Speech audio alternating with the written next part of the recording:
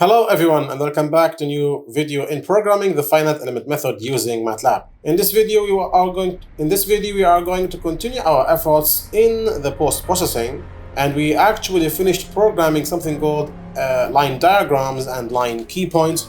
I also explained why we need those things. So I think we are ready to embark on the generate diagrams session, which is almost the last thing that we should do in post-processing, and then we should focus on the viewer to kind of output those things. So yeah, let's see how diagrams are generated. But before I start, I want to give a reminder that this video is part of the two video series about the finite element method and the programming, both linked on the top right. And furthermore, my dear channel members will have access to the entire source code. However, if you're not a channel member, then don't worry, because every single line of code will be shown in front of you. You can write along and you will have the exact same code as mine. So with that being said, and without further ado, sit back, relax, and enjoy the show.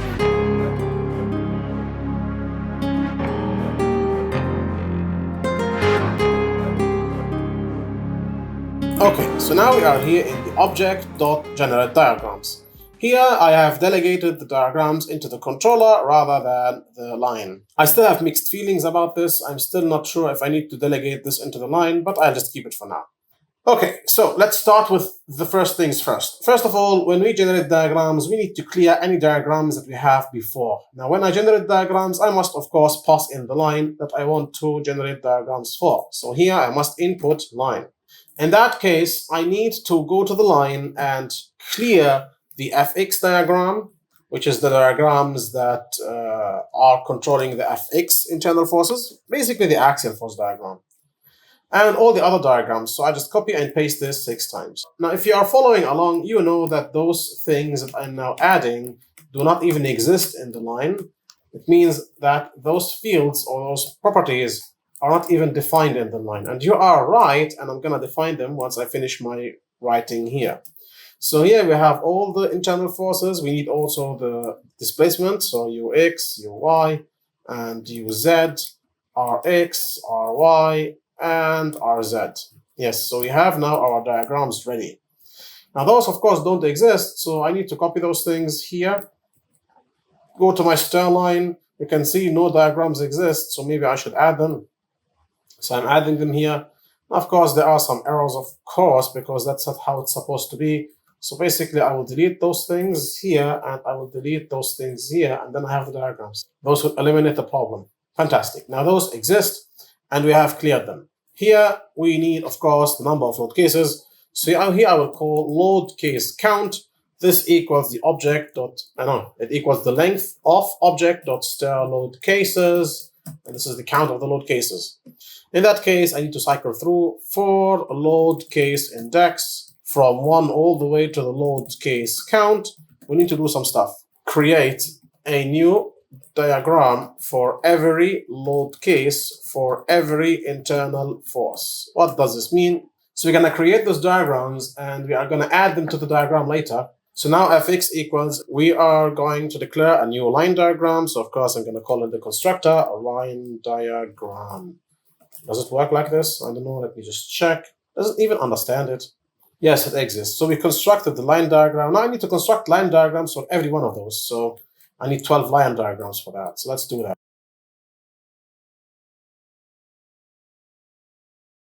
They are ready, and now I need to start adding equations for each path of the line diagram.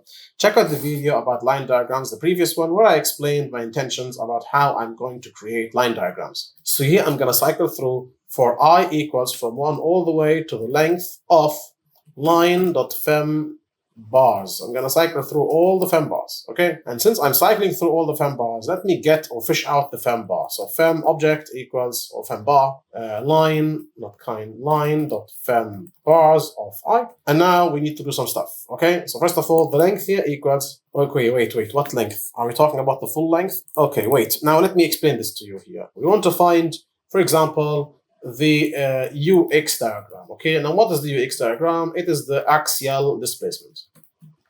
How do we do this? Now here I need you to remember your finite element method knowledge. The idea is that UX is going to equal n1u1 plus n2u2. So the shape function multiplied by the displacement x at node 1, and the shape function multiplied by the displacement x at node 2. which means probably that we need the shape functions of the fem element. So we need, for the shape functions, we need the length. The length is going to equal the fem object dot length. Okay, now we have the length of the fem bar. Now we need the local displacements. I think we should take this up a notch here because those are the things that are needed before anything else. So here I'll go and basically pick out the local displacement matrix, and this is going to be equal to the fem object dot local displacement matrix. Okay, so now I have the local displacement, so prepare for the axial displacement. Here I need u1. u1 in this case equals the local displacement matrix at the degree of freedom 1 and the load case index, because I have multiple load cases and I need to select the correct load case u1. Same thing goes for load u2. It's going to be local displacement matrix of 7 this time, because we're talking about the second node. And here, of course, load case index. And to finalize, I need, of course, to make me a polynomial here. So here I would say n1. This equals a cubic polynomial. And here the values are 0, 0, negative 1 over L, and 1. So now this represents n1, which is shape function number 1. Let me remind you that n1 in this case equals 1 minus x over L. And you can see here that the coefficient of the x is negative 1 over L, and the constant is 1, and that's why it looks like this. Now I will not be writing the shape functions every time. That's just for you to understand why it looks like this. Now same thing I need to do for n2. So n2, this equals the cubic polynomial of, now n2 I think is x over L. So 0, 0, 1 over L, and 0. That's n2. And now I must multiply u1 by n1 and u2 by n2 because you want to find ux. So here I'm going to say n1 u1. This equals cubic polynomial dot, and I think I have multiply, right? Yeah, I multiply. And here I'm going to multiply the value u1, which is a scalar, multiplied by n1. Similarly, n2 u2, this is going to equal cubic polynomial dot multiply. I'm going to multiply u2 with n2. And finally, I will say ux, that's a diagram. Now I will say dx equation. Maybe I should call it ux equation. So ux equation. This equals a cubic polynomial dot add. I'm going to add n1 u1 and n2 u2. So this is the equation for this fem bar. Okay, and it calculates ux at distance x. Fantastic. Now let's go to the uy diagram. So let's do that thing. Same things would apply. However, uy here has, I think, 4 shape functions. So I need to be a little bit careful. Because uy is going to need the displacement y at node number 1, displacement y at node number 2, and even rotations at 1 and 2. Please check out my finite element course if you want to get the theory behind that thing. Here, I'm here for programming, so let me just program that thing.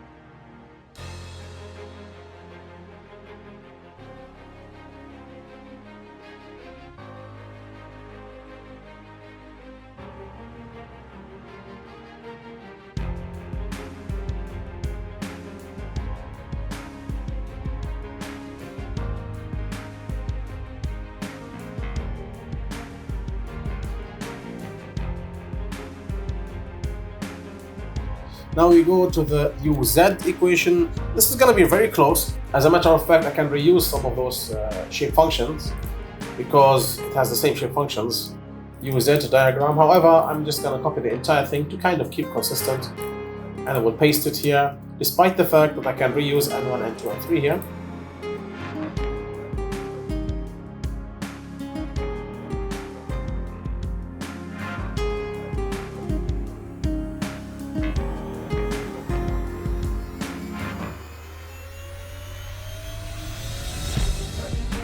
So okay, everything seems to be fine. We go now to the torsion. So we now go to the Rx diagram. Now the torsion is similar to shape functions of the axial. So I could go and basically Let me just delete this extra line. Copy this entire thing.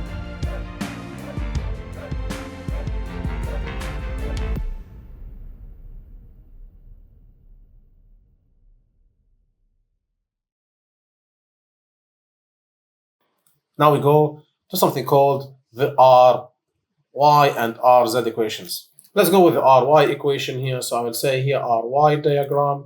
And in the Ry diagram, I need some stuff. Now the Ry and the Uz are interconnected.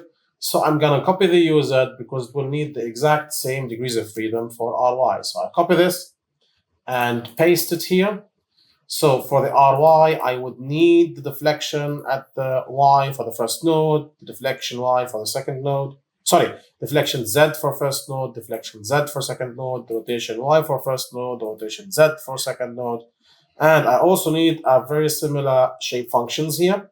There's a plot twist here. Allow me to explain. Actually, all of this will be kept exactly the same, every single one. And here I will write Ry. You're thinking I messed up. And you might be right, but you're also wrong. I didn't mess up because actually this entire brouhaha can be replaced with a simple equation that says Ry equation equals Uz equation dot derive me. And that's it. That is the equation. Why? Because what is rotation? Rotation is the derivative of the displacement. If you have the displacement equation, you can derive it and basically get the rotation. That's the easy path. But I'll just keep it here. Maybe I make a mistake, so let me just have it here in full detail. You could say Uz dot derive me, and that's it. But what I will be doing here is at the end of that, at the very end, I'm gonna go for derive me. I don't think it understands it. Yeah, it must be two sentences, right? No, it doesn't work. We're not in C#. What a shame. You know what? Here is a big comment, and let's put here Ry dot equation equals Uz equation dot derive. Same thing goes for Rz equation. So Rz diagram, I should say equation actually. Rz equation, in this case, I could go to the Uy, copy this entire thing, and then derive it. But I don't want to do this. I'm just going to say here that this is basically the Uy diagram equation dot derive me. I might have some problems here due to local access shenanigans, but that's something I will check out in the benchmarking. For now, I'm happy. I have all those things. Now we need to include those because remember, we have something called, for example, we have something called fx diagram. So here, line, for example, dot fx diagram. We need to add to it some stuff. So that's going to be cool. I should here say instead of diagram equation, just to be a little bit more accurate. So I should say here ux equation, uy equation, uz equation, and rx equation, ry equation, and rz equation. Yes. Let's prepare a diagram for that thing. Now, here for a diagram, I need to get the starting value and the ending value on the stair line, because I told you each diagram, each equation has a domain of application depending on which place of the beam we are in. So now I need to know exactly where the start and the end of this equation is going to be. That's actually really easy. So node 1 equals line.node1 and fem node 1 equals fem object dot, I think it's capital, right? Yeah, capital. Fem object dot fem node 1 and fem node 2. This equals fem object dot fem node 2. Okay? Okay. Now we need to find the distances. I'm going to basically find absolute location 1. This is the distance between fem node 1 and node 1. So basically it is square root of something square plus another thing square plus another thing square. And that's delta x, that's delta y, and that's delta z. This is absolute location 1. For absolute location 2, the only thing I have to do is to change node 1 to node 2 in the fem node. Now, there's a problem because we have like reference and value and so on.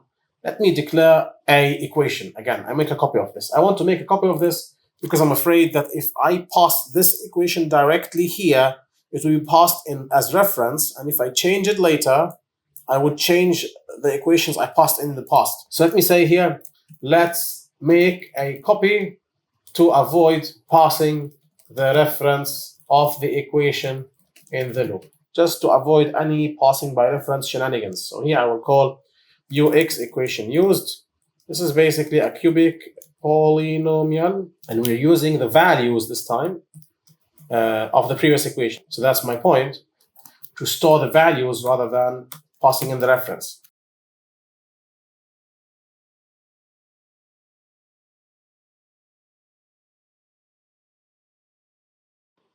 Fantastic. Now we need to add those to a diagram. I think I declared diagrams somewhere in the top, right? Did I declare diagrams?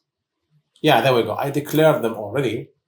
So now we need to add a diagram unit. Yes. So here, when we finished finding those equations, immediately after it, I'm going to call in the UX, which is diagram. We defined it somewhere here. Because look, we are in the load case. We defined the diagram, and now we are cycling through the fem bars to provide it with diagram units. So here, this is UX. UX is diagram. Let me show you in the line diagram. I think we had something ready for passing in a diagram unit. That's the one. We pass in the absolute location 1, 2, and equation, and that's what we're going to do. So here in the controller, I will go here and say add diagram unit. Let me check if I wrote it correctly. Yes, I did. And I need to pass in the absolute location 1 and the absolute location 2 and the equation I want to pass in this case, it's UX equation used. Same thing applies for all those equations. So I need just to paste this multiple times and change those things. This is UY, that's UZ, that is RX, RY, and RZ. Of course, here I need to pass in the correct equation. And here I would have a diagram for a certain load case. Before I pass in the diagrams, I need to remind myself that, hey, passing in the diagrams is still necessary, and I will do this. So I'll put here a reminder for myself.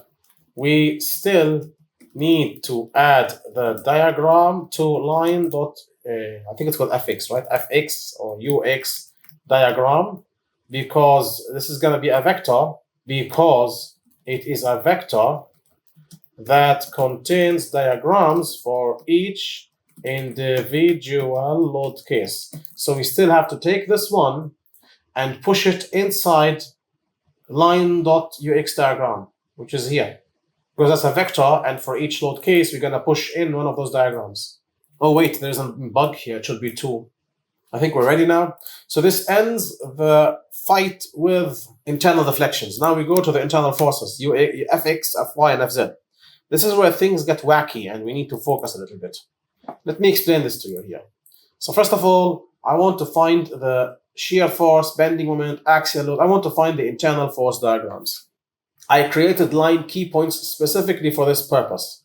So I say here for bar key point index equals from 2 all the way to length of line key points. I'm kind of sad.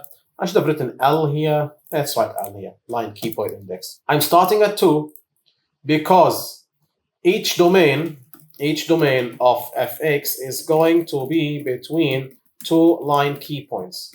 So I need the starting line key point and then need the ending line key point. So let's do that.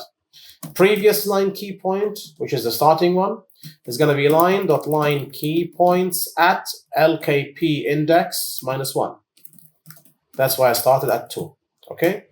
And the current or the end line key point is going to be line key points at LKP index. That's it. Here, I'll put myself a to-do. I would say here to-do. Deal with domains other than the first one. So there is something I need to do here.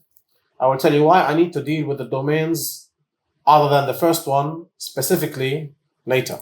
What I mean by this is there is going to be a bunch of logic that will apply to all the domains with exception to the first domain. And I will tell you exactly what it means in a moment. For now, let's ignore this. I need a cubic equation. I will call it load fx. And this equals a cubic equation of 0, 0, 0, 0. I'm going to get the load equation here because the line key point stores the value of the load just before it and stores the value of the load just after it. It means that for a certain load of a domain, I would go for the previous line key point and get out the value of the distributed load after that previous line key point. and go to the current line key point and take the distributed load value just before it. And in that case, I can establish the load function because I have the distributed load value at the beginning of the domain. I have the distributed load value at the end of the domain. I have the domain X, so I can find the equation, which is basically slope X plus intercept. How will I do that? Well, let me show you. Load fx.c, because remember, this is a cubic equation, so it's ax cubed plus bx squared plus cx plus d. So now we have a linear function because our loads are that way. They are going to be linear functions. They're not going to be anything else. So we have a linear function, which means c is going to be the slope. And to find the slope, I'm going to go and say the current line key point fx distributed before. And here I need to pass in the load case index. Remember, we are still looping inside the load cases. If you go all the way up, we're doing this entire brouhaha for every single load case. We're still in that loop. So now I'm getting it for a certain load case. Of course, what's the slope? Slope is y2 minus y1 over x2 minus x1. So this here is the delta y final minus y initial, which is basically fx distributed after at the load case index. This is delta y now, what we have done, ladies and gentlemen. Now what we need to continue is to find delta x. Delta x is easy. It's current dot absolute location, because each line key point stores the absolute location value. I can show it for you here, minus previous dot absolute location. This is the slope. For the intercept, I'm going to basically call in load fx.d, and here I'm going to take one of the y's, one of the x's, and find the d. That's pretty easy. I'm going to go and call in previous dot fx distributed before. That's y1, by the way, load case index. So I'm taking y1, which means now I need to use x1. So minus load fx.c multiplied by x1, which is the previous dot absolute location. I could find d by using the current with the current, but I chose this one. This is load fxd. Now we have the load function that explains to you how the load on that domain looks like by taking the distributed load in the beginning, taking the distributed load in the end, and assuming it's linear, which is the case because I do not allow for anything more than a linear load, I would get the load function. That's not enough because I need to do the same thing for every single type of loading. So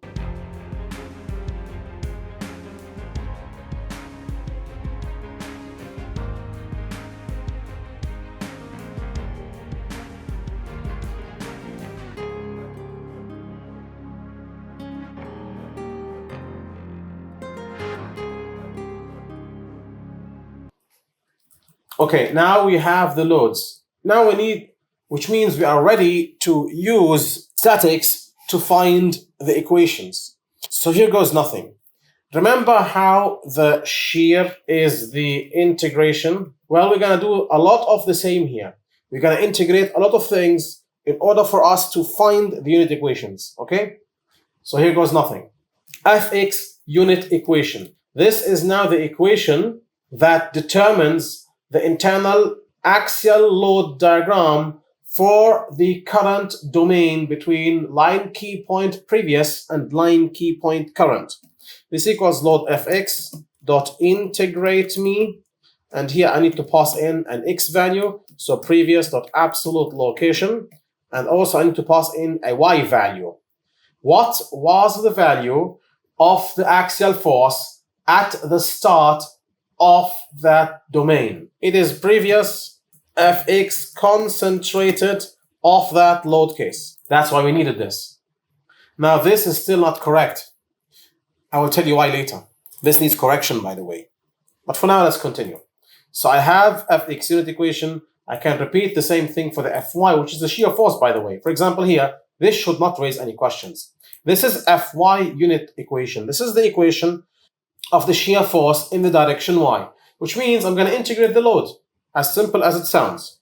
And here I'm going to basically provide it with initial values, and that's it. Now I continue with fz here, same thing, same. This is going to be the integration of the fz. And of course, I'm going to provide it with the initial value of fz concentrated. Then we go to mx. So far, things are simple, but things get extremely complicated when we reach the moment diagrams of the bending. Now, this is a torsion. Torsion doesn't have anything to do with other things, so we can just integrate this entire thing and be happy with our lives. Things change when I go to moments. Why? Here, for example, shear Fy equals the integration of load Fy. Simple. The problem with bending moments, it's not a problem for torsion, because torsion is what we call decoupled from other things. If you remember the stiffness matrices, there are some coupling terms between the rotation around z and the displacement in y, and the rotation around y and the displacement in z. They are coupled. However, the torsion and the displacement in x are not coupled. As a matter of fact, there stands only one value that doesn't have anything else to do in the torsion.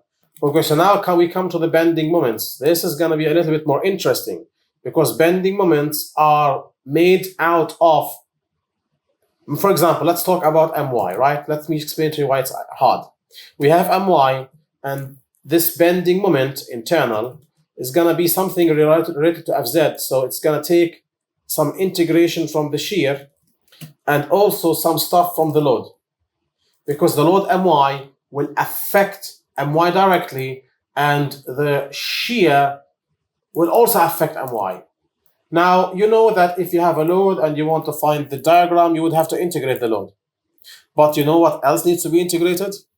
Well, when you have shear, the integration of shear becomes moment. So how do I do that? I need a dummy equation here. I will call it, I don't know, fz moment added, or yeah, fz equation plus moment. So fz plus moment, maybe. Oh, that sounds stupid. I don't know. Let's say fz moment added. So that I say that this is fz plus moment, okay? So this is cubic polynomial of dot add of the fz unit equation, that's the shear load, and the load my, because I need to integrate both. So I add them together, and now I can say my unit equation, and this is gonna equal what? It's gonna equal the fz plus moment, and I'm gonna integrate it, right? So integrate me.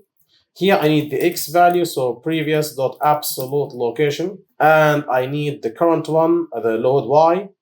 In that case, I can go to the previous dot my or my concentrated at that load case index. Fantastic. Okay. So what else? What else do I have here? I think this is my. Now in MZ, there is, of course, once again, you can notice that always in MZ there are some direction shenanigans. So here, before I say Fy moment added, I need to flip the direction of the shear. So here I will go and say that Fy modified is going to equal cubic polynomial dot multiply. I'm going to multiply -1 by the Fy unit equation due to local axis shenanigans. Once again, my offer still stands. If you want me to explain it, write in the comment section, and I might even make a video about this.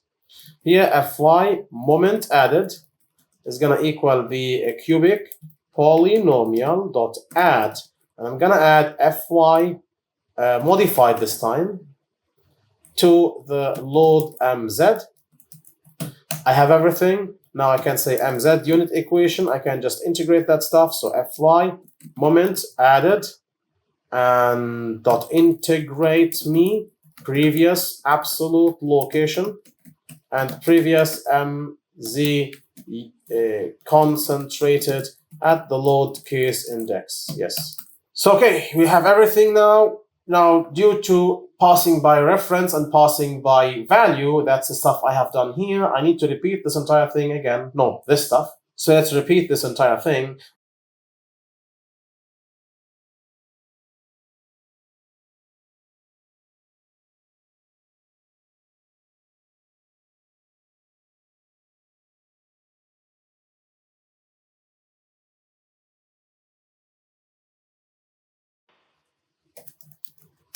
Okay, I have the unit equations now. Now it's time to add the diagram units. So what I will do here is I will basically go to my diagram. I will call fx dot. Now this is a line diagram, so I can add the diagram unit. And here I need absolute location 1 and 2. So basically it's very easy. Previous.absolute location is location 1. Current.absolute location is going to be location 2. And of course, fx unit equation used is going to be the equation. Now, of course, I need to copy paste this a gajillion times again. Okay, so now we have added our diagrams units. We are not finished yet because we still need to add them into the systems. And also, we want to calculate the critical values before we add the diagrams into the full diagrams. But that's something for later. For now, I want to do the to-do list here, which is this one. Now, what am I missing? What I'm missing is I need to modify the concentrated value here, because I'm using, if you notice, I'm always using the fx concentrated as the y value for the integration. Now there's a thing that this, I'm using the previous line key point to get the y value, right? Right. Now here's the thing.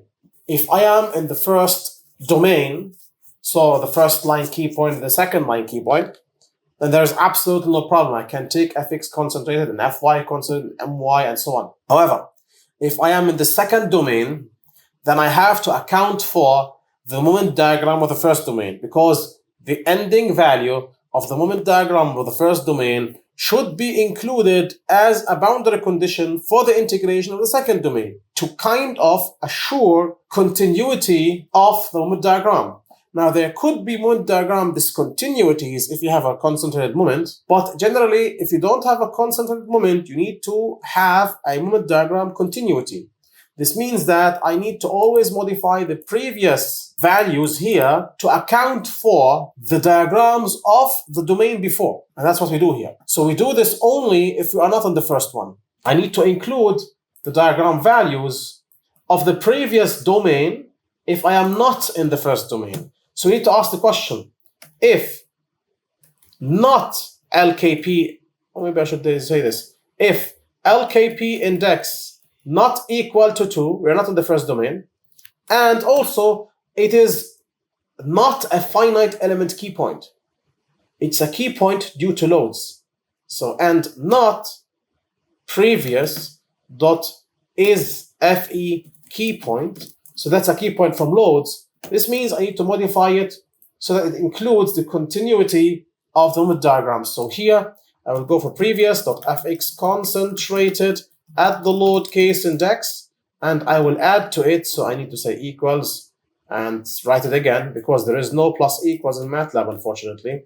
So equals itself at load case index, and I will add to it the following. I will add to it the fx equations, because the fx here, remember, is a diagram, and we're adding diagram units. Now, I need to evaluate the fx diagram of the previous domain, or the last domain that was just added one domain ago. So here I will go and ask fx equation at the end, and I need to evaluate it. I need to know exactly what the value of the fx is at the end of the previous domain. So here I will call in the evaluate me, and I will pass in the previous.absolute location. So now I'm evaluating what the fx diagram value was at the end of the previous domain, and I'm adding it here because I need to use it to create the next domain, which I'm doing at the moment. This only happens if it's not a finite element key point, because finite element key points are solid cuts. No, if it's a load key point, and if you are in second or third domain, not first. So if not in the first domain and it's not a finite element key point, then we need to modify this stuff. So I'll copy this and paste it 6 times and change whatever is necessary.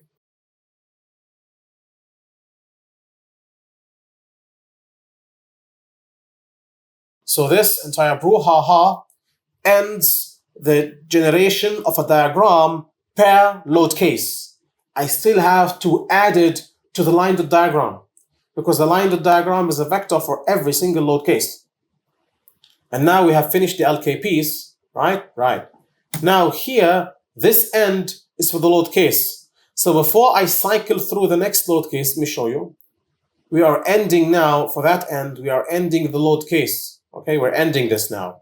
I mean, if you click on it, it tells you this is the end. I mean, I clicked on this for, and if you click here, it pushes you here. You see, this is the end of the load case. Now, before we should push or add the diagrams to the line before we cycle to the next load case. We need to add it to the line.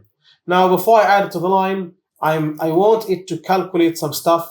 Remember, in the diagram, I have a function that says calculate critical values, and we should do that because that's the last chance we have to do this. So here, I'm going to basically call in the fx diagram this time, and I'll ask it to wait, what? Yeah, there we go. Calculate critical values. Now it takes nothing, so it's just void here. I'll paste this multiple times again and change whatever is necessary. As a matter of fact, I will paste it 12 times. I will tell you why. Because I have ux, I have uy, and I have uz. Don't forget about those. Rx, ry, and rz, and fx, and fy, fz, mx. This is a long video, but that's the last long video we'll have to do in this series. Trust me on that one. Maybe not, I don't know. And now, finally, we need to add to the line. So let's do this. Line dot. I totally forgot what I called it. It's been, I don't know, like 1 hour, 15 minutes long. What was I even calling it? What's it called? Let me see. Fx diagram, I called it. Okay, so line here, Fx diagram is going to equal the old line Fx diagram, and we're going to add to it the Fx, the new one. Same thing occurs for all of those dudes.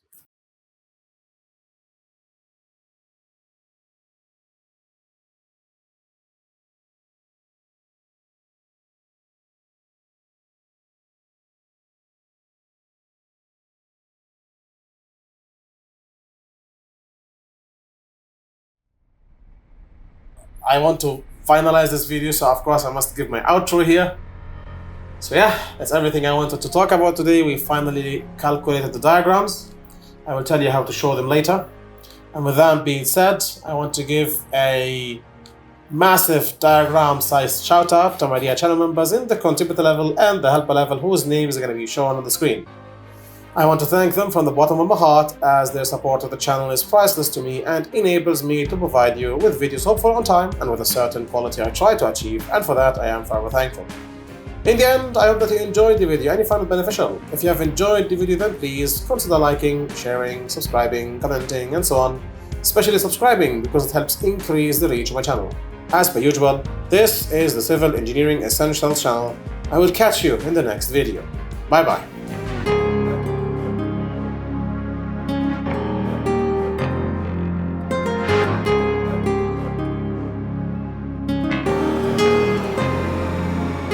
Thank you.